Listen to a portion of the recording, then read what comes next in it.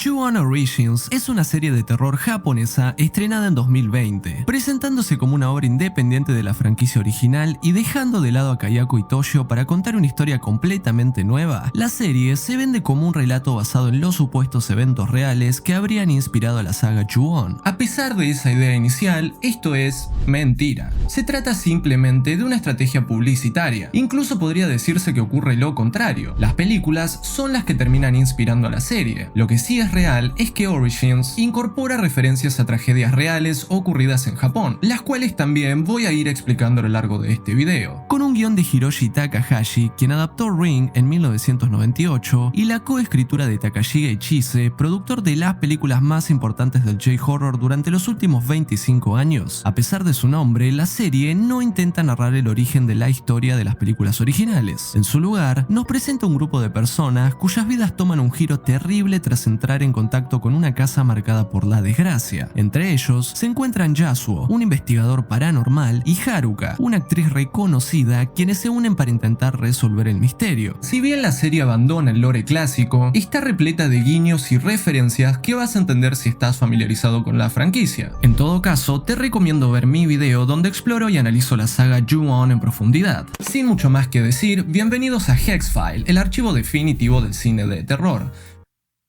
Y ahora también de series. Mi nombre es Woodhex y hoy vamos a hablar de Ju-On Origins. La serie comienza en 1988. Yasuo, un investigador paranormal, se encuentra revisando unas cintas de un programa de televisión en el que apareció junto a la actriz Haruka. Haruka es interpretada por Yuina Kuroshima, a quien ya vimos en el canal en Ju-On The Beginning of the End como Yayoi. Por supuesto, estos dos personajes no tienen nada en común entre sí, pero resulta curioso que la misma actriz haya realizado dos papeles distintos dentro de la misma franquicia. Durante el programa, Haruka cuenta que recientemente se mudó sola y que durante las noches comenzó a escuchar pequeños pasos. Yasuo le pide que los grabe para poder analizarlos, pero lo que se escucha termina siendo algo mucho más perturbador. Luego del programa, Haruka le pregunta a Yasuo por qué está recolectando historias paranormales. Él le responde que, además de estar trabajando en un libro, no está del todo seguro de por qué lo hace. La actriz también le cuenta que ya se mudó de ese departamento, ya que después de que su novio se quedara a pasar la noche, le dijo que debería irse de allí y mudarse con él. Además de que desde ese día su comportamiento comenzó a volverse extraño. Yasuo se acerca al lugar de trabajo del novio de Haruka, Tetsuya, interpretado por Kai Inouaki, quien también actuó en Confessions del año 2010, para que le cuente acerca de esta experiencia. El joven acepta hablar, con la condición de que no le diga nada a su novia. Tetsuya le revela que planeaba pedirle matrimonio, y por ese motivo comenzó a buscar casas para mudarse juntos. Durante esa búsqueda, visitó una propiedad extrañamente barata. Como mencionamos en mi video de Ju-On The Curse 2, las casas demasiado baratas en Japón no suelen ser buena señal, ya que en muchos casos se trata de una jikobuken, propiedades estigmatizadas donde ocurrieron sucesos traumáticos o muertes, y cuyo precio se reduce para facilitar su venta. A partir de 2021, los agentes inmobiliarios están obligados a informar este tipo de antecedentes, pero esto sucede en 1988, así que en el caso de Tetsuya no le dijeron absolutamente nada. Aún así, no le costó demasiado darse cuenta de que algo raro estaba ocurriendo en esa casa. Antes de irse, Tetsuya le aclara a Yasuo que no le va a decir la ubicación de la casa para evitar que se ponga en peligro al entrar ahí. Luego de esto, en una escena un poco fuerte, vemos a un hombre conduciendo con una niña en su auto, escuchando una grabación del programa donde salió Haruka. La nena saca la cinta porque le da miedo, solo para que después, el hombre comience a golpearla. En otra historia ocurriendo en simultáneo a lo de Yasuo y Haruka, conocemos a Kiyomi y su madre. Kiyomi fue transferida del colegio debido a un incidente que no se especifica, pero que involucra a su madre. Además, continúa usando el uniforme de su escuela anterior, ya que el nuevo todavía no está listo, algo que llama la atención de sus nuevas compañeras. Al terminar las clases, Kiyomi se hace amiga de Yoshia y Mai, quienes la invitan al día siguiente a visitar una casa vacía a la que llaman la mansión de los gatos. Esto la pone contenta, ya que también menciona que ella tenía un gato que murió murió hace un tiempo. En su casa vemos que parece tener una relación bastante de mierda con su madre. Parece que la señora se acostaba con su profesor de la escuela anterior, usando la excusa que la estaba protegiendo de él, lo que causó que Kiyomi sea transferida de escuela. Incluso la culpa de que su padre las haya abandonado. En la televisión vemos un reporte de una niña desaparecida de 6 años, que es, por supuesto, la que vimos en el auto. Después del trabajo, Haruka llega a la casa de Tetsuya. De repente, ambos escuchan pasos provenientes de otra habitación. Incluso la luz se enciende sola. Cagado de miedo, Tetsuya le confiesa que los sucesos paranormales que están ocurriendo probablemente sean culpa suya, ya que todo comenzó después de haber entrado a esa casa. Cuando se acerca a investigar, Tetsuya ve a una mujer vestida de blanco acercándose hacia él, con algo entre sus manos. La misma mujer que vimos en la casa. Acto seguido, la mujer desaparece y Haruka aparece en su lugar. Kiyomi se encuentra yendo a la mansión de los gatos con sus nuevas amigas y son acompañadas por un chico llamado Yudai. Cuando llegan, vemos que la casa se presenta con una presencia amenazante, lo que da indicio a que es la misma casa a la que entró Tetsuya, lo que funcionaría como el equivalente a la casa Saeki de las películas de Ju-On, la cual a su vez suele rumorearse que estuvo inspirada en la casa amarilla o la casa triangular de Nagoya. De esta se decía que cualquiera que entrara terminaba volviéndose loco, desapareciendo o sufriendo muertes extrañas, al igual que con la casa Saeki. De todos modos, a esto último hay que tomarlo con pinzas, ya que no encontré ninguna fuente confiable que afirme que la casa Saeki estuvo inspirada en esta casa amarilla de Nagoya. Y en la serie lo único que coincide es que las dos son amarillas. El primer capítulo termina acá, y es el único que voy a interrumpir. Dicho eso, quiero hablar de la outro, que personalmente fue una de las cosas más intrigantes hasta ese momento, la canción de los créditos de cada capítulo.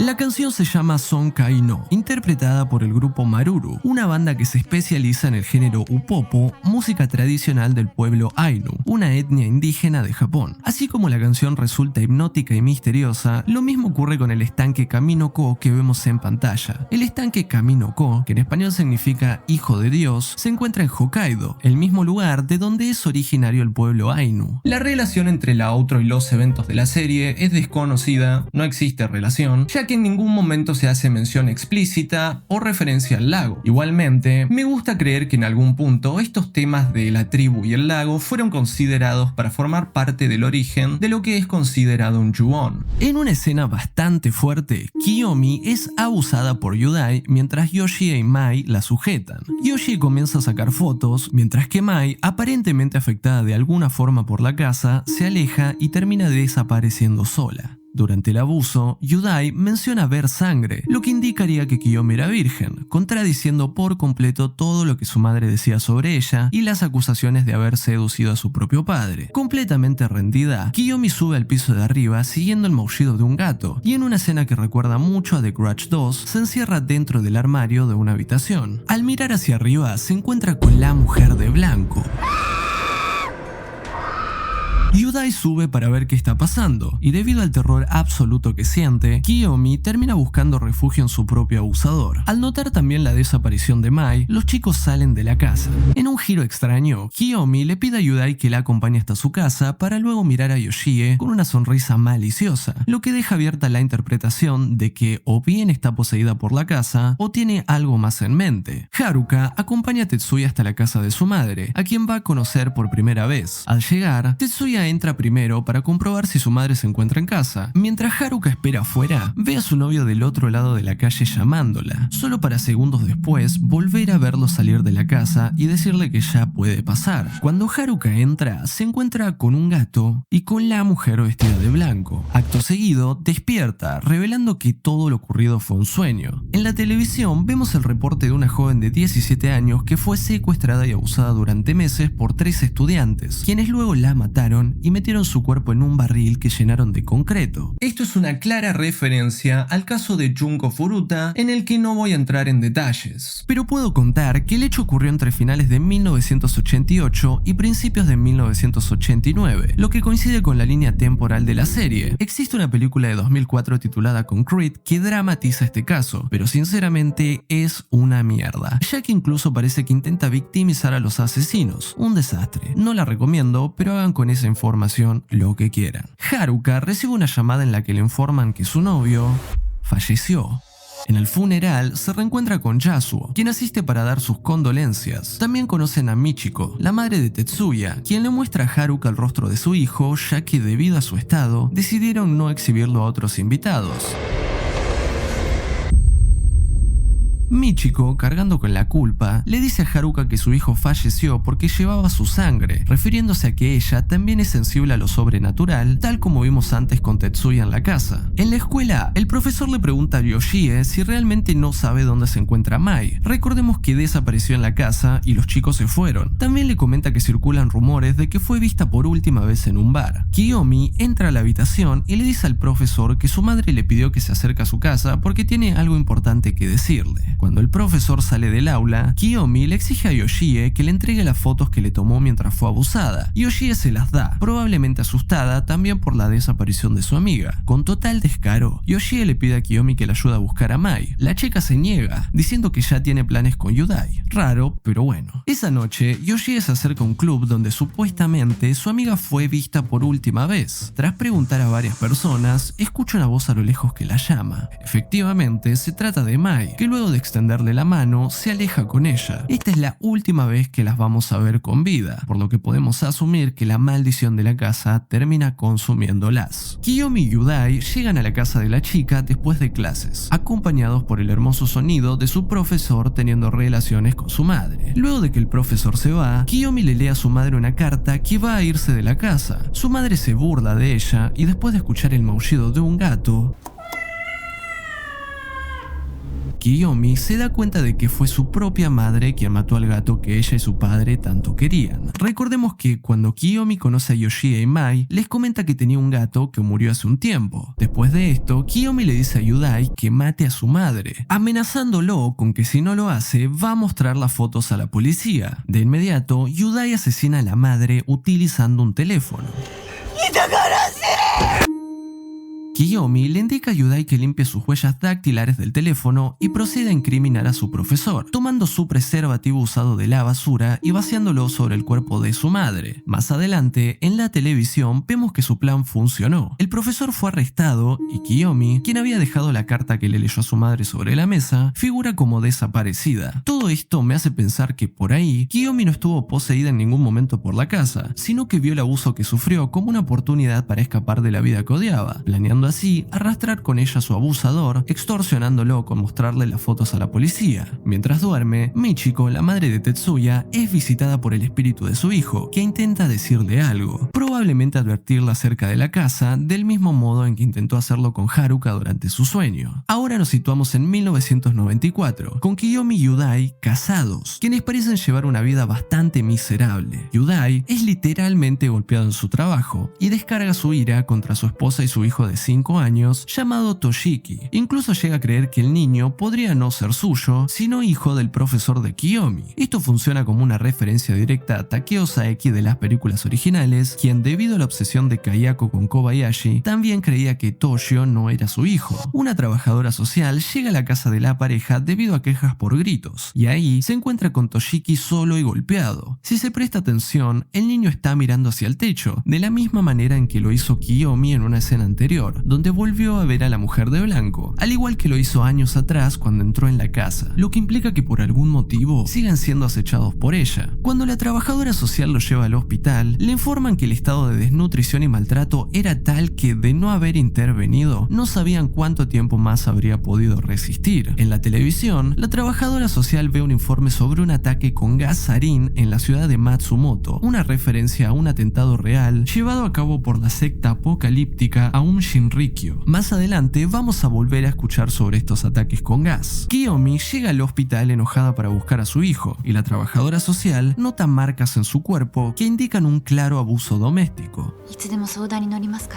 Es el año 1995 y en la televisión vemos un reporte sobre el terremoto de Kobe, que también ocurrió en la vida real. Este desastre causó más de 5.000 muertes y es considerado el segundo terremoto más mortal de Japón, siendo el primero el gran terremoto de Kanto de 1923 que costó más de 105.000 vidas. Yasuo se acerca al trabajo de Haruka para regalarle su último libro. Recordemos que al principio Haruka le pregunta por qué recolecta estas historias. En ese momento, Yasuo le dice que no puede explicarlo y a día de hoy tampoco puede hacerlo. Simplemente es algo que le surge. Yasuo sigue buscando la casa a la que fue Tetsuya y le pide a Haruka su ayuda. Mientras revisa sus cosas, Haruka encuentra la cinta que mostró al comienzo en el programa de televisión. La cinta había quedado en manos de Yasuo, por lo que no entiende cómo llegó hasta ahí. Esa noche, mientras duerme, tiene una visión del momento en que Tetsuya entra a la casa y se encuentra con la mujer de blanco. Decidida a descubrir la verdad sobre la muerte de su novio, Haruka se dirige a la casa de Michiko, la madre de Tetsuya. Juntas llegan a la conclusión de que, a través de visiones y sueños, Tetsuya está intentando decirles algo. Michiko también comenta que por las noches comenzó a escuchar pasos en su casa, los mismos sonidos que Haruka oía al principio. Michiko, siendo espiritista, realiza un ritual para contactar con lo que las acecha, en una escena lenta y perturbadora en la que este espíritu les indica la ubicación de la casa. Finalmente, Haruka logra llegar hasta el lugar, pero descubre que la casa ahora está habitada por una nueva familia, y antes de irse, una presencia le confirma que esa es la casa correcta. El hombre que vive en esta nueva casa es Nobuhiko, y parece estar engañando a su esposa con una mujer embarazada llamada Chie. A su vez, Chie también está engañando a su esposo Keiichi, quien es plenamente consciente de la infidelidad. Keiichi es interpretado por Ryota Matsushima, a quien ya vimos en mi video de Ju-On Black Ghost como el hombre raro que hablaba con Toshio. Una noche, Toshiki es llevado de urgencias al hospital luego de haber sido golpeado brutalmente por su padre Yudai, causándole una fractura craneal y dejándolo en estado vegetativo. Completamente angustiada, Kiyomi se quiebra al darse cuenta de en qué se ha convertido su vida. La trabajadora social intenta consolarla y detrás de ella ve lo que parece ser el espíritu de Toshiki.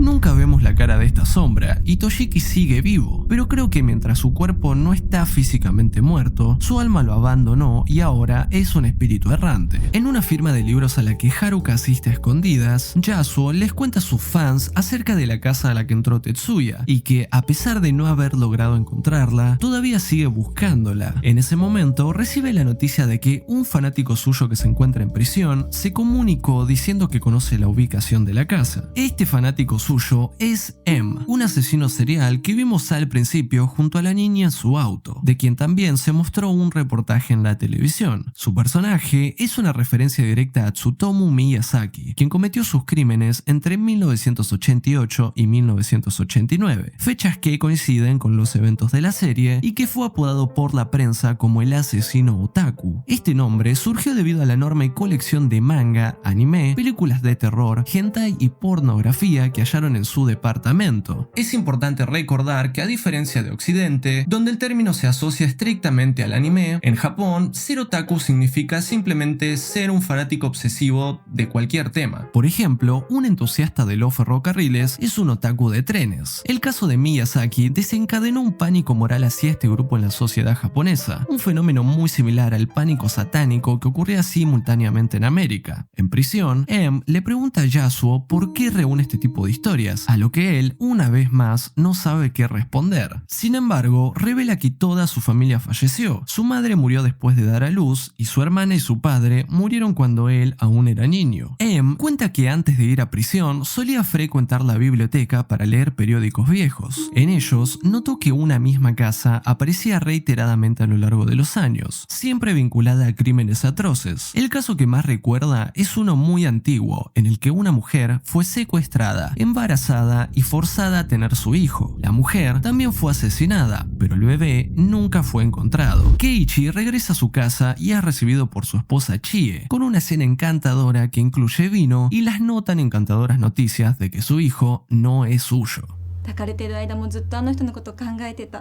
Ouch. Keiichi, dándose cuenta de la frialdad de su esposa, se toma la copa entera de vino para después insistirle en que ella también beba. Ella le responde que no puede tomar alcohol estando embarazada. Es entonces cuando Keiichi le dice que los tres deberían morir juntos, revelando así que desde el primer momento sabía que el vino estaba envenenado. Keiichi intenta obligarla a beber, pero el veneno comienza a hacer efecto rápidamente. Para acelerar las cosas, Chie lo apuñala. No sabemos mucho sobre Chie, por lo que su cambio repentino a psicópata homicida parece bastante fuera de lugar. Esto podría atribuirse a que está siendo afectada por la maldición, ya que su amante, Nobuhiko, vive en la casa maldita. Si bien no tiene relación directa con la cronología de la saga original de Ju-On, sabemos que la casa Saeki puede maldecir a quienes entran a ella, pero también a quienes tienen contacto con los afectados, como si fuera un virus. Lo mismo podría estar ocurriendo acá. Del mismo modo, el deseo de Keiichi de que beba el vino pudo ser provocado por su propio contacto con Chie, que ya es afectada por su propio contacto con Nobuhiko,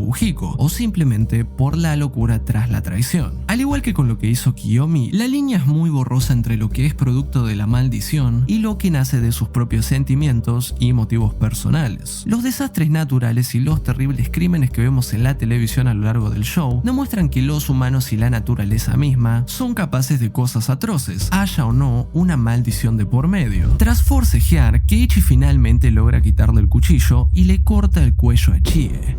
En ese momento, ella comienza a emitir un estertor de muerte.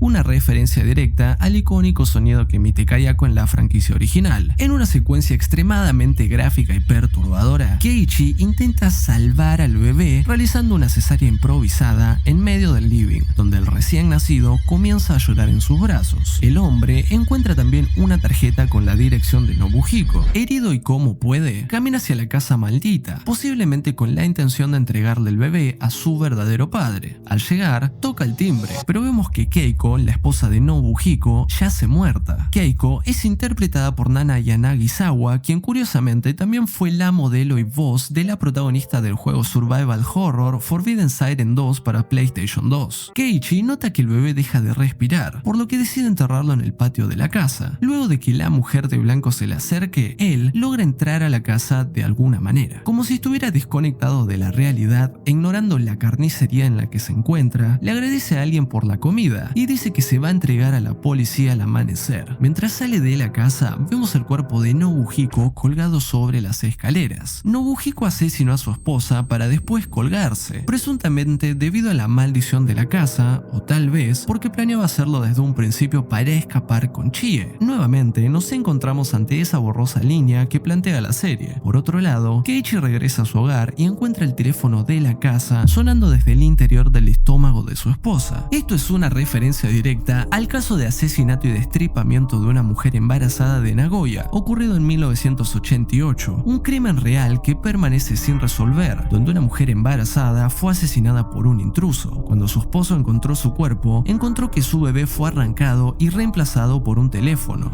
En una biblioteca, Ariyasu, la trabajadora social que ayuda a Toshiki, busca información sobre el abuso que sufrió Kiyomi en la casa años atrás. Al mismo tiempo, Yasuo se encuentra rastreando el historial de la casa maldita. Ambos se cruzan y se dan cuenta de que están buscando información relacionada con el mismo lugar. Ariyasu le pregunta si escuchó las noticias acerca del caso más reciente ocurrido en esa vivienda, y juntos se dirigen al lugar, donde Yasuo, luego de verla con sus propios ojos, la reconoce como la casa de su niñez. Luego de que Yasuo llame a Haruka y le expliquen a la trabajadora social lo que investigaron, ella afirma no creer que se trate de algo sobrenatural. Por el contrario, asegura que va a seguir buscando a Kiyomi, quien desapareció luego de dejar a Toshiki en el hospital. Sin mucho más que decir, Yasuo y Haruka se retiran, mientras en la televisión vemos un reporte sobre el atentado con gas harina en el metro de Tokio, un ataque real perpetrado en 1995 por la misma secta que vimos anteriormente, Aum Shinrikyo. Keiichi, siendo interrogado por la policía, confiesa que enterró el feto porque, según él, pertenecía a esa casa. Además, asegura que una mujer le abrió la puerta, a pesar de que Keiko, la dueña del hogar, ya estaba muerta para ese entonces. También es atormentado por el sonido incesante de un teléfono que nadie más parece escuchar. Y en una escena sumamente inquietante y surrealista, el feto que enterró asesina a Keiichi introduciéndose en su boca. Yudai, quien había escapado de la escena tras lo ocurrido con su hijo, recibe la visita del espíritu de Toshiki. Mientras este dibuja imágenes perturbadoras afirmando que son su madre y alguien golpea la puerta exigiendo que salga, el niño le susurra a su padre que debe escapar. Yasuo se reúne en un café con el detective Kosaka, quien está a cargo del caso de Keiichi. Yasuo le cuenta su teoría de que cree que todos los crímenes ocurridos en esa propiedad están conectados. Tras revelarle que vivió allí de niño y que su familia también murió en ese lugar, le pide permiso para entrar y ver si algún recuerdo puede ayudar con la investigación actual. Kosaka acepta, y una vez dentro de la casa, comienzan a suceder cosas extrañas. El detective le confiesa a Yasuo que varios de sus oficiales más jóvenes soñaron con la casa tras visitarla, y que incluso él siente una profunda incomodidad al estar ahí. De pronto, Yasuo escucha un sonido en el piso de arriba y sube corriendo las escaleras. Al entrar en una habitación, parece entrar en un bucle temporal y las visiones del pasado lo golpean al reconocer el antiguo estudio de su padre. Dentro del armario, Yasuo encuentra a Kiyomi en el momento exacto en que ella vio a la mujer de blanco en el ático, mientras que en el piso de abajo vemos los espíritus de Mai y Yoshie caminando detrás de Kosaka. Por otro lado, Yudai se reencuentra con Kiyomi, quien tuvo que recurrir a la prostitución para sobrevivir. Él le menciona que el espíritu de Toshiki lo visita, pero ella le dice que su hijo no está muerto. Esto confirma mi teoría de que el alma del chico simplemente abandonó su cuerpo, convirtiéndose en un espíritu errante. Kiyomi revela que Koshiki no es su hijo biológico, sino que le fue entregado en la casa maldita, probablemente por la mujer de blanco. Esa es la razón por la que el niño llamaba mamá a sus dibujos, y por la que la mujer de blanco siempre parece estar cuidándolo. Es posible que Kiyomi y Yudai sigan vivos a pesar de haber entrado a la casa, por ser las figuras paternas del niño para este espíritu. Incluso siendo un ser despreciable, Yudai es su figura paterna, y por eso mismo, Toshiki le advierte que huya para que pueda seguir viviendo. Luego de que Yudai le pida a Kiyomi que lo inyecte, vemos un plano de un espejo reflejando un vestido blanco. Los espejos son elementos prominentes y aparecen constantemente a lo largo de la serie. Funcionan como señales de la presencia de espíritus o de la propia maldición. Voy a mostrar solo algunos ejemplos, pero si retroceden y los buscan, se van a dar cuenta de que están por todos lados. Tras pedirle fotos de Kiyomi a la trabajadora social, Yasuo y Haruka van a buscarla por la zona donde fue vista por última vez. Durante la búsqueda, Haruka le menciona a Yasuo que la cinta que él había entregado años atrás apareció entre sus pertenencias. Ambos piensan que, si logran descifrar lo que dice esa grabación, quizás puedan encontrar la forma de ponerle fin a esta maldición. Al día siguiente, el detective Kosaka acude a la inmobiliaria dueña de la propiedad para interrogar a un agente. Tras haber investigado, le pregunta sobre el caso más antiguo registrado en esa casa, ocurrido en 1952, donde el hijo del propietario secuestró a una mujer y la embarazó a la fuerza. Ella logró matar a su secuestrador e incluso dar a luz. Sin embargo, fue hallada muerta, posiblemente a causa del parto, y el bebé nunca apareció. El señor Sasaki, el agente interrogado, fue quien le vendería la casa años después al padre de Yasuo, omitiendo por supuesto los detalles de la tragedia anterior. Haruka y Yasuo localizan el departamento de Kiyomi, donde encuentran a Yudai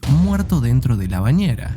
La noche anterior, Kiyomi lo drogó y lo ahogó para después deambular por las calles hasta llegar a la casa maldita. Al querer entrar rompiendo una puerta de vidrio, sus acciones son presenciadas simultáneamente por un Yasuo de 5 años en un bucle temporal causado por la misma vivienda. Una vez dentro, en una escena bastante triste, Kiyomi rompe en llanto mientras esparce las fotos de su abuso en el mismo lugar donde ocurrió, lamentándose por el rumbo que tomó su vida. Los espíritus de Mai y Yoshie aparecen para pedirle perdón y después de preguntarle si es posible regresar a sus días de escuela, a ese tiempo donde era pura e inocente, las chicas comienzan a alejarse, mientras Kiyomi las sigue, dejándose consumir así por la maldición de la casa.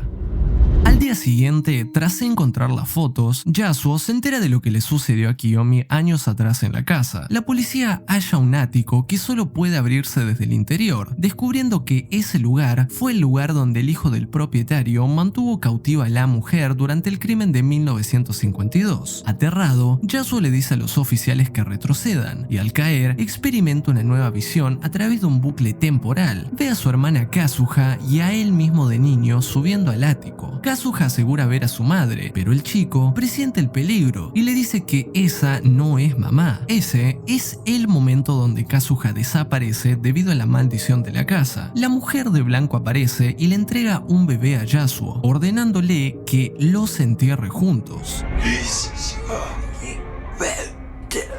Esta es la misma voz que escuchamos en la cinta de Haruka. Mientras Yasuo corre con el tenebroso bebé, una sombra negra comienza a golpear la puerta de vidrio. Ahora sabemos que se trata de Kiyomi irrumpiendo en la casa en 1995. Tras romper el cristal, la sombra entra y toma al bebé para luego salir corriendo. El Yasuo del presente entra en la habitación y se ve a sí mismo de niño desmayado, justo antes de que su padre lo encuentre, para que después la visión termine abruptamente. Totalmente abrumado tras presenciar todo esto, al igual que yo en este momento, Yasuo colapsa en el suelo. Nos situamos ahora en 1997. Yusaku y Tomoko son la nueva pareja que se muda a la casa. Tomoko está embarazada, lo que me puso nervioso apenas la vi. Ya sabemos cómo trata esta serie a las futuras madres. En la televisión, escuchamos un reporte que hace referencia a los horribles asesinatos de Kobe de 1997, perpetrados por el asesino conocido como Boy A. Al desempacar, ambos notan una mancha en la pared que antes estaba oculta, y al enterarse de la llegada de los nuevos inquilinos, Yasuo se acerca para advertirles sobre el oscuro historial de la propiedad, pero Yusaku lo invita a irse. Al salir, vemos que la mujer de blanco acecha desde la ventana. Esa noche, Tomoko es atraída hacia la cocina por el maullido de un gato.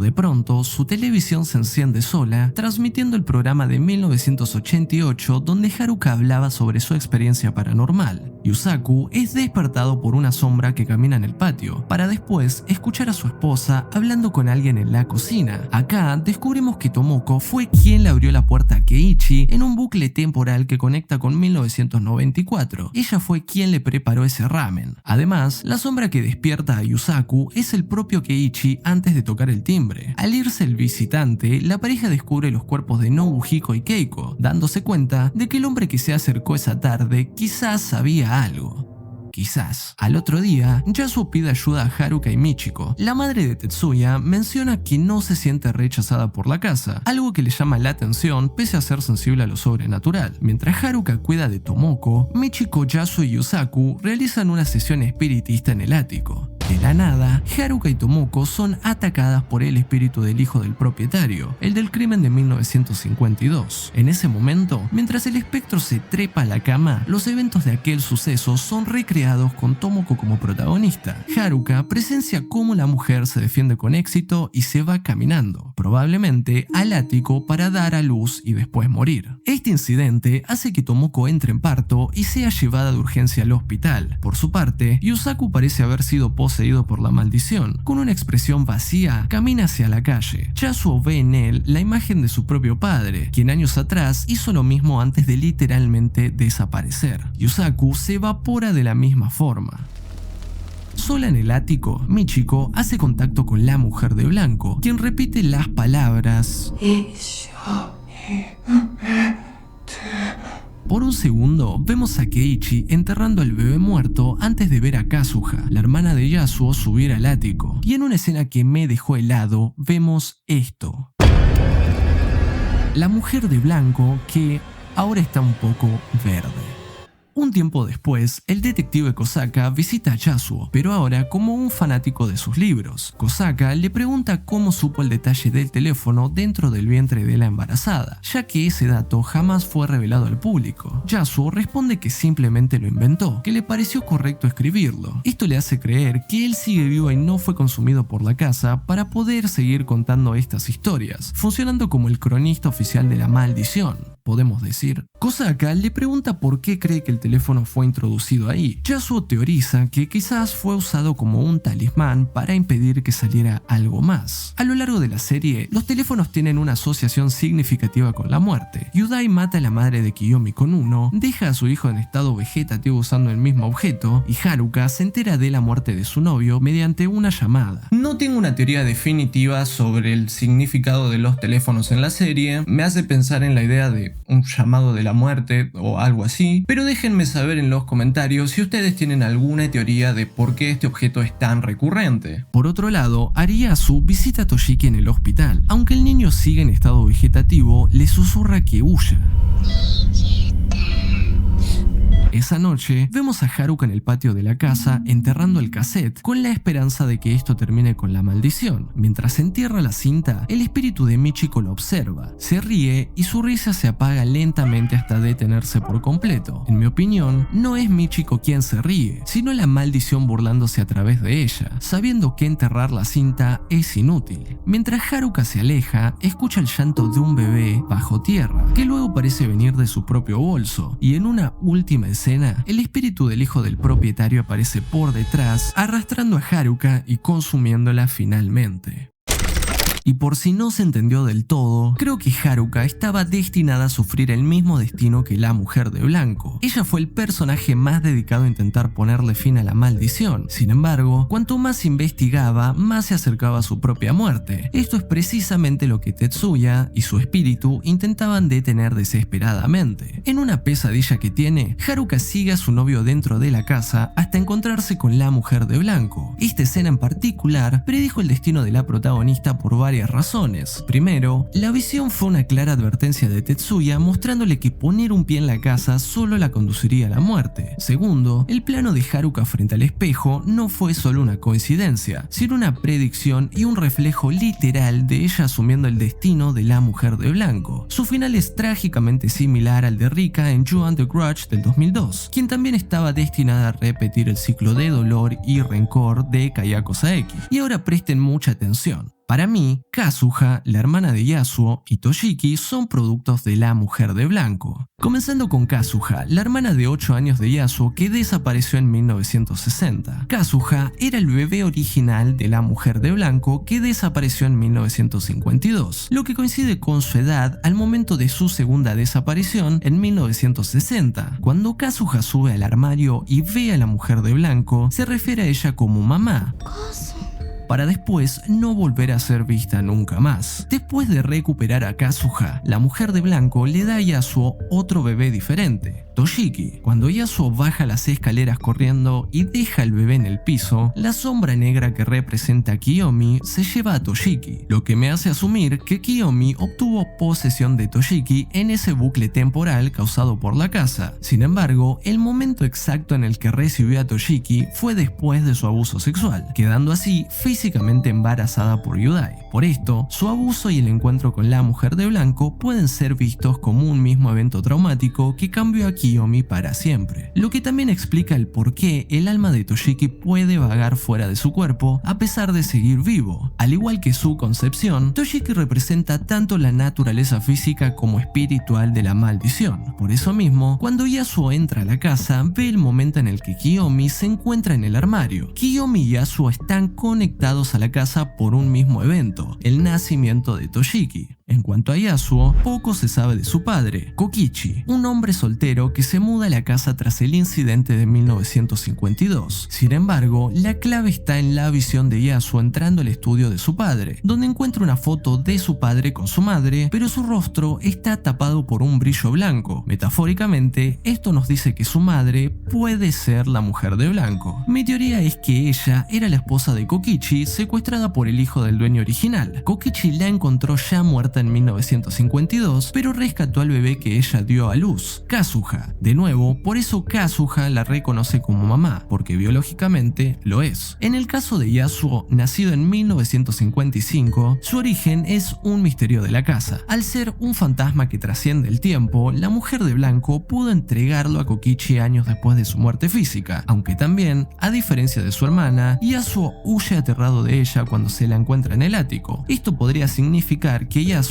es simplemente hijo de otra mujer. ¿Y por qué Kokichi y Yusaku se evaporaron? Una cosa está clara: si vivís en la casa, estás maldito y ligado espiritualmente a sus terrenos. La maldición puede consumirte en cualquier momento y de cualquier manera. La expresión vacía de Kokichi antes de morir me hace pensar que llevó algún tipo de horrible comprensión acerca de la casa y su destino. No sabemos casi nada sobre él, por lo que tampoco sabemos con certeza por qué la casa decidió consumirlo de esta forma. Sin embargo, embargo, el hecho de que Yusaku viviera el mismo destino que Kokichi significa que estaban vinculados de alguna manera. Yusaku es el esposo de Tomoko, cuyo destino, como vimos, estaba entrelazado con el de la mujer de blanco. Esto apoya fuertemente la teoría de que Kokichi y la mujer de blanco también estaban casados. Al ser los padres esposos de las mujeres marcadas por el origen de la maldición, la casa reclama sus existencias de una forma distinta, no con sangre, sino borrándolos de la realidad una vez que su papel en el ciclo termina. ¿Y por qué hay tantos bebés? La maldición no solo condena a quienes entran a la casa, sino que repite los eventos que ocurrieron una y otra vez, lo que significa que la muerte de la mujer de blanco es constantemente repetida, lo que es la razón de por qué hay tantos bebés. En cuanto a cómo acabar con esta maldición, al igual que con las películas originales, no creo que exista una manera, ya que la mujer de blanco es lo que se conoce en el folclore japonés como una onryo, un espíritu que regresa al mundo de los vivos para vengarse de los males que sufrió en su vida, y eso es exactamente lo que se está encargando de hacer.